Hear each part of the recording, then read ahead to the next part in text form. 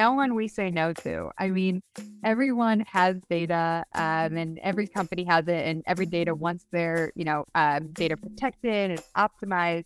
So there's really no one that we say no to. However, there are some companies that have a little bit more data, or they're a healthcare provider, and they need to make sure that their data is secured and is compliant. Same with SaaS providers. Welcome to Business Ninjas, brought to you by WriteForMe, where you'll hear from business leaders who are out there growing their business and slaying it every day. Learn from the masters. Let's get started.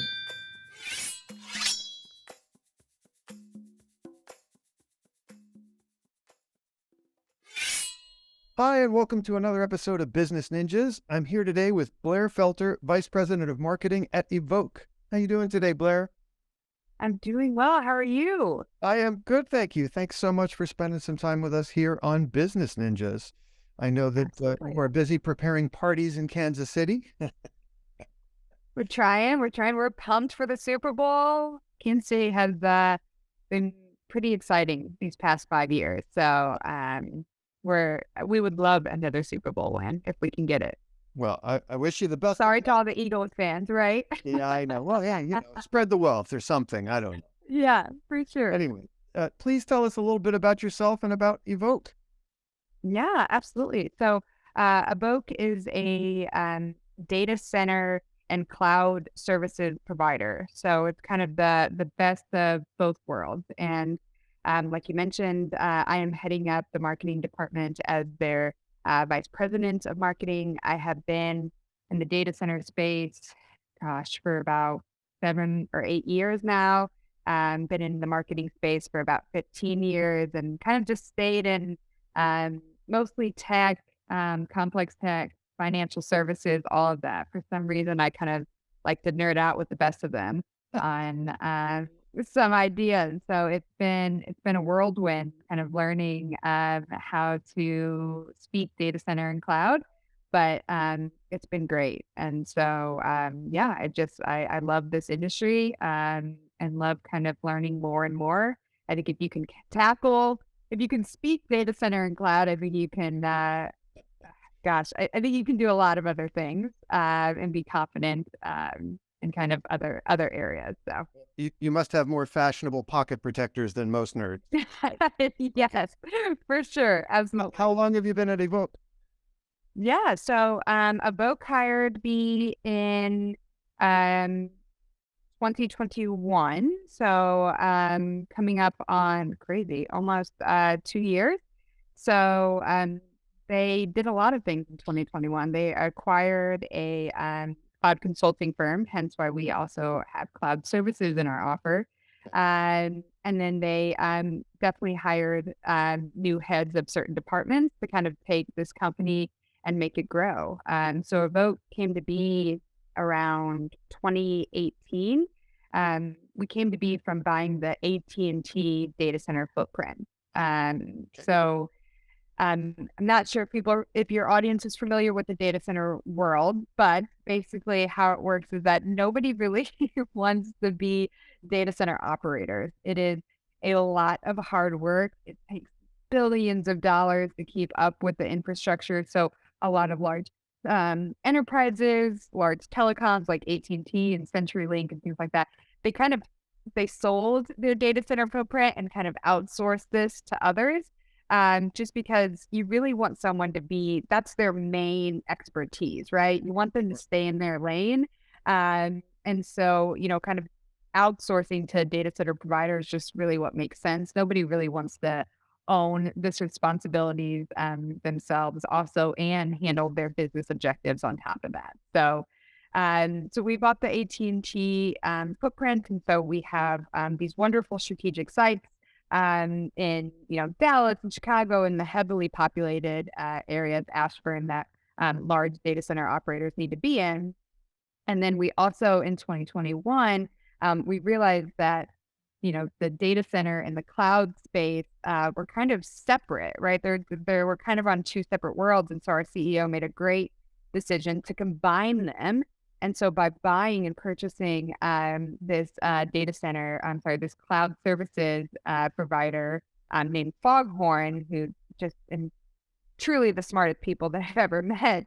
Um, After kind of purchasing and acquiring them, we now can offer cloud services, get people kind of set up with the major cloud providers, which is AWS, Azure, and Google Cloud, and then also help with their migrations and things like that. So we really get the best of both worlds and have experts on both sides. I don't think the average person spends too much time thinking about data centers and excuse me, server farms until a website Right. that they want to go to. But it's hard to wrap your brain around what's involved in Right. that level of service. And an airplane hangar full of servers is pretty hard to imagine running and keeping running smoothly. Right.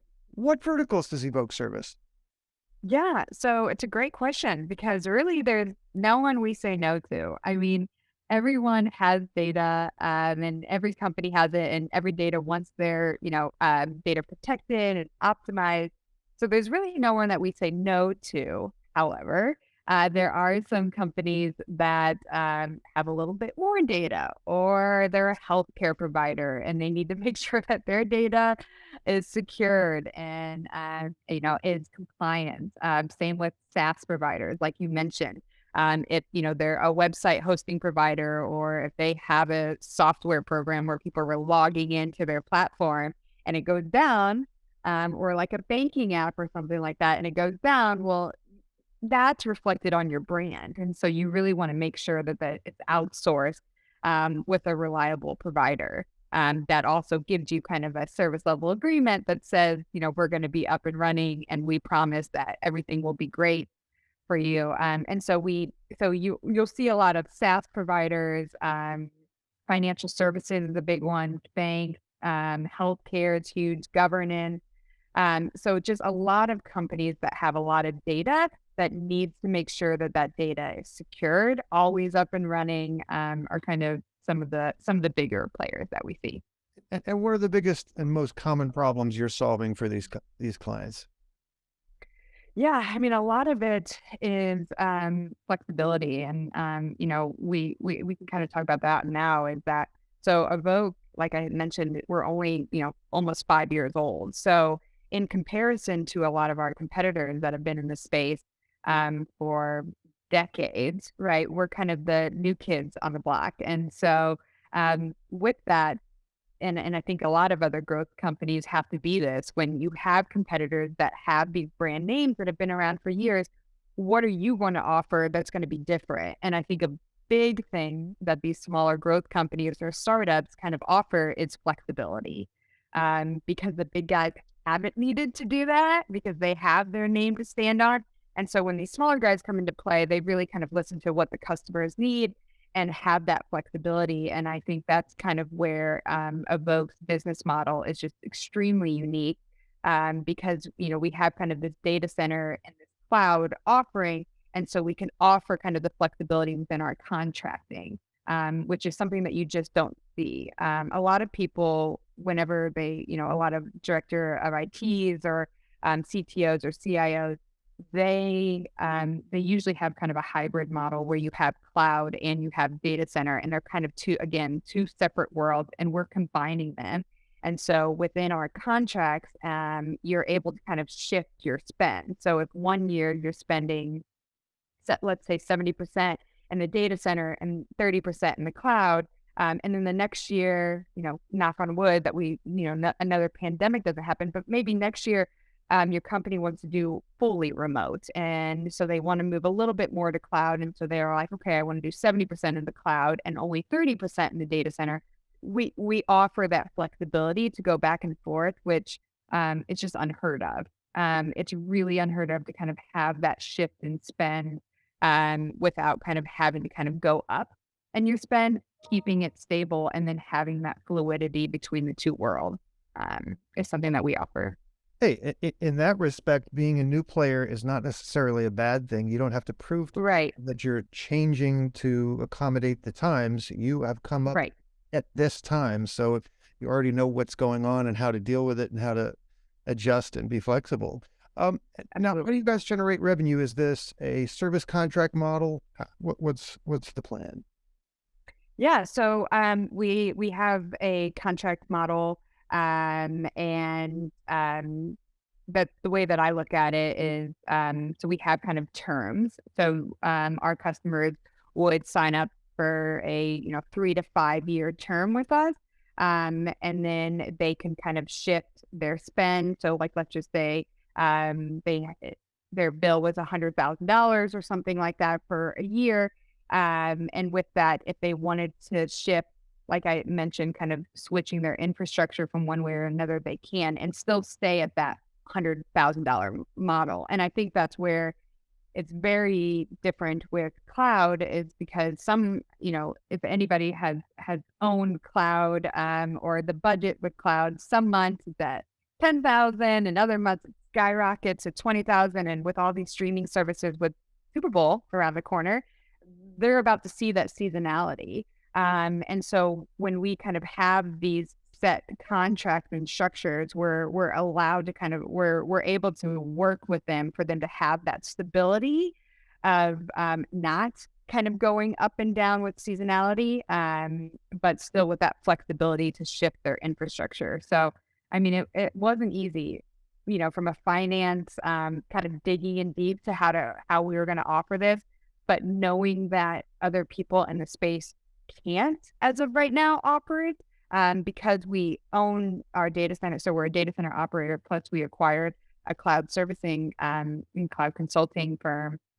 We are now kind of able to offer both, but it's very rare to do that. And I'm pretty proud of our CEO and the entire C-suite for kind of coming up with the idea on combining the two worlds. Kind of hard to wrap your head around the kind of bandwidth you guys need to control as we start to see ads for consumer level internet at 5 gig. It's unfathomable the amount of data that you guys need to control and secure. Right. Tell me about the COVID years. Now, obviously you joined Evoque during the COVID Right. situation, which obviously we're not quite out of yet. We can see the light at the end of the tunnel. Hope it's not a train. Tell me how Evoque has weathered the storm and about how you grew the business in the last couple of years. Yeah. So actually, the pandemic did not really hurt the data center and the cloud space, as others, which is, really kind of unfortunate of the businesses that did go out of business during that time. But I think, gaming was surprisingly a huge element. So during the pandemic, there was obviously a lot more people home. There was a lot more kids home. And so gaming companies skyrocketed and they desperately needed help. I mean, we had a lot of gaming customers that, tripled, quadrupled their bandwidth within a couple months, just because they had absolutely no idea that this was happening. And then a lot of companies went to remote workforce, and so they had to kind of figure out how are they going to send a VPN over to somebody's house and get all of this stuff set up. So there was a lot of kind of moving parts, that we were thankful to be in need during those times, but we also still had that hurdle of being in a growth mode, right? And so I think this is where we really started investing in SEO and organic traffic. It's huge because as every other company during the pandemic, everybody was a little bit tight with their budget, right? Because we didn't know what was happening. It was a little scary out there. Even though we were seeing growth from some of our customers did not see that growth. And so we wanted to be very cautious on that. And so the way that I've educated my team is that we would start heavily investing in SEO, content, and organic traffic, and really would put paid traffic and paid advertising low, just because we had to be more conservative with our budget. And that helped, dramatically, is what I was very happy to see. And as you know, content takes about what I would say about 3 to 4 months to really kind of start getting that momentum. So by us kind of starting in the quiet times when everybody was just kind of trying to figure it out, once we got past the pandemic, we really started to see that growth. And that's kind of something that we're continuing to do now. The pandemic conversation is kind of out of the way. Nobody's really talking about remote workforce as much. And we're trying to kind of make sure that we understand that now companies are looking into hybrid models. And so we want to make sure that kind of our content and our offering matches up with what's going on. And nobody's, unfortunately, we're not future tellers. Uh, but we definitely want to make sure that we offer that flexibility, and we're still talking about what people are needing with the ever changing world and where we're going.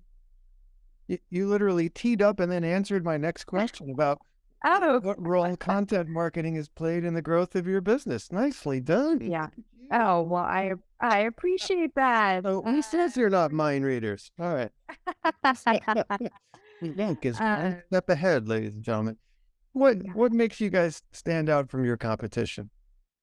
I think it's I've heard a while back that SEO is one thing, right? So you can put all the puzzle pieces together. You can have the right long tail keywords, and you can make sure that you're saying certain things and that you've got your topic clusters and everything like that.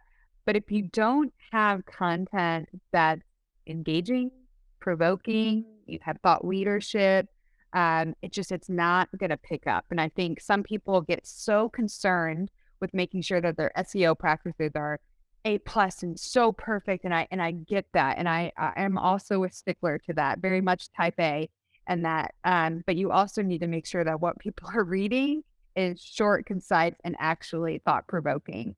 And that you grab people from other industries, you grab information from your customers. It's not just coming from Evoque and we're acting like we're, the experts in this space, because we're experts, but only in our world, right?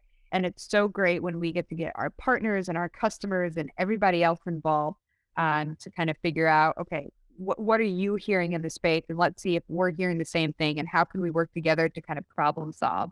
And so by making sure that our content actually wants to be read and that people care about what we're producing and videos and things like that has been, I think, the best thing for us. And then having a cadence, we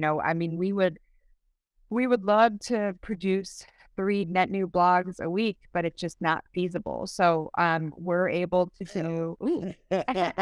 I know. Like, I might help you. I think I know a guy. Yeah. and I think that's and I think that's the goal. And so right now we're doing 1 to 2 content pieces net new a week, and then we're doing historically optimizing a couple times a month on blogs to make sure. But it's again, it's more content, but good content, not just the SEO check the box content, but truly stuff that people want to read, because and now you've got a certain amount of time to grab somebody's attention. So you got to make sure it's great when you get it out there. You are beyond speaking my language. Oh, wonderful. I'm a firm believer that as people work remotely and meet in this antiseptic way, a website has to live and breathe. It has to engage and educate. Single touches do not get the job done. SEO is interesting, looks great on a dashboard, but raw clicks don't mean anything, right? You got to connect the right people with the right information at the right time and move things down the track. So yeah, you're throwing me lobs here today. I thought I was supposed to throw you lobs.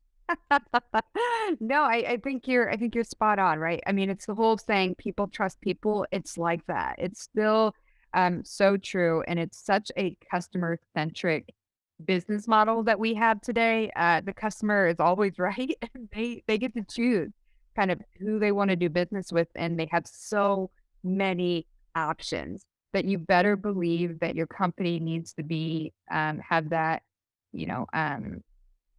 human touch, right? That aspect where you can still feel like you're getting the hand holding. They still care about customer service. They still kind of care about those things. I think people are kind of wanting that in today's age, to make sure that they have a trusted partner with kind of new when they hire a new vendor. At least that's what I think.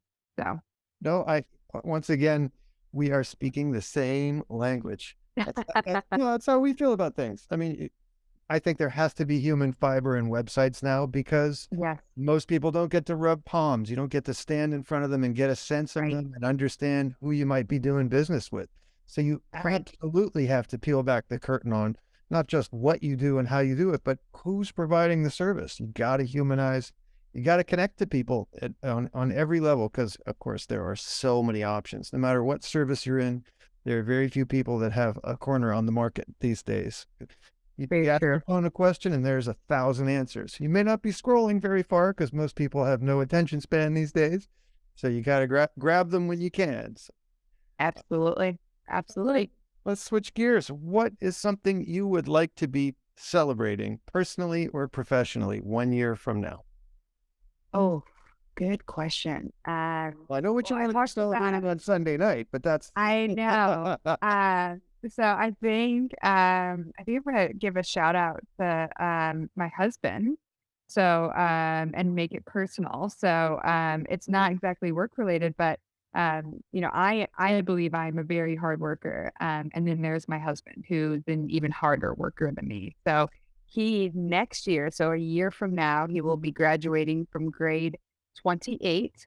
Um and he will finally be done with his training to become an orthopedic surgeon. Um, yeah, and so 28 years of education.